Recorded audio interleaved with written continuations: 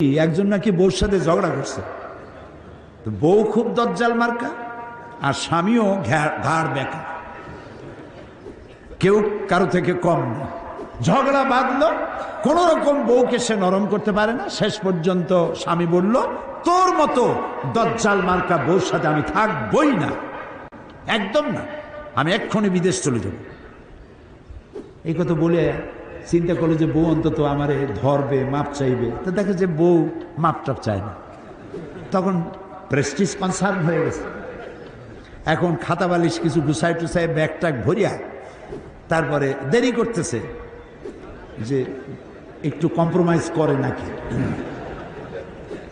তো বউ সে কম্প্রোমাইজ করছে না, সেও জানে যে ও কদ্দূর যাইতে পারবে। ব্যাগ ট্যাগ গুছাইয়া এরপরে মাগরিবের একটু আগে বারান্দায় গিয়ে নামছে। বারান্দায় নেমে বলল যে অনেক দূর তো আসছি, একটু বিশ্রাম করি। এরপরে মাগরিবের নামাজ পড়ছে, চিন্তা করতেছে এখনো যদি একটু সাধে, তাও সাধে না। তখন মনে মনে বলতেছে যে স্বগতোক্তি একা একা বলছে যে মানুষ না পাখির জাত, এই মাগরিবের আগে কোথায় ছিলাম আর এখন এলাম কোথায়।